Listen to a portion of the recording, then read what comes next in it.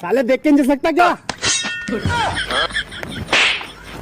अबे साले भाई से पंगा लगा तू, सीधा चल। चल लेंसर बाबू खड़ा होका ई बतावा भारत के राष्ट्रपति के हवे? रामनाथ कोविंद। रामनाथ कोविंद। सर दाल भात सोबिन। ससुराल छोड़ी फोनवा न करही,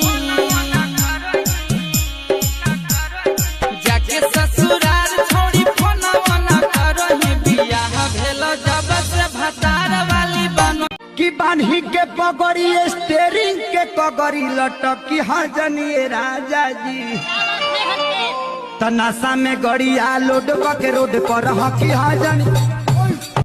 आइए आप लोगों को इस गांव के सबसे गरीब आदमी से मिलवाते हैं।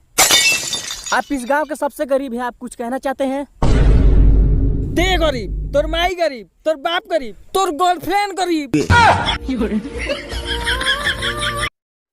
खड़े हो जाओ, ये बताओ कि कुतुब मीनार कहाँ है?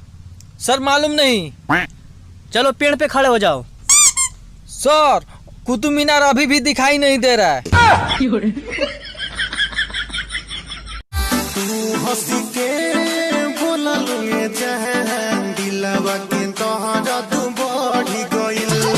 तू हंसी के बोला लुए जहन दिलवा के तोहरा तू बढ़ी गइल। तोहरा प्यार में पागल, तोहरा प्यार में पागल, ई दीवाना हो गइल। बाबा जी आप कौन कौन सा देश घूमे हो?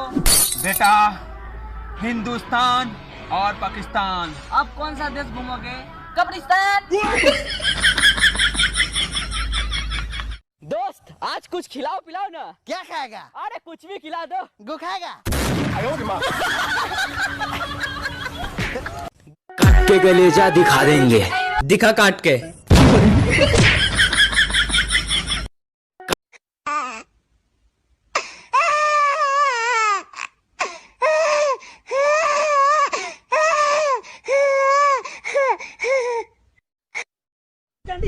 चीज फड़ी है पाँच के ओ चिड़ी भर दी हो। तेरी तितर जाना नहीं चाहिए था, दो हाथ एकदम मारी।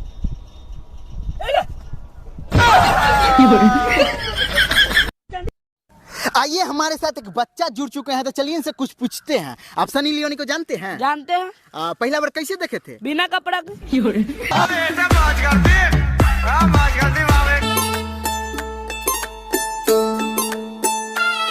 ये सोच के दिल मेरा जोरों से धड़कता है, किसी और की छत पे क्यों मेरा चांद चमकता है।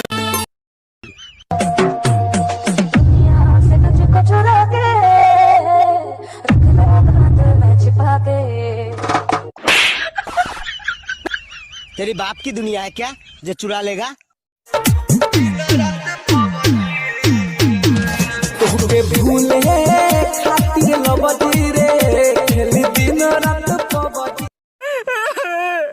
मेरा गर्लफ्रेंड मुझे छोड़ दिया, मेरा गर्लफ्रेंड का कल शादी है, अब दूसरा पटाना पड़ेगा।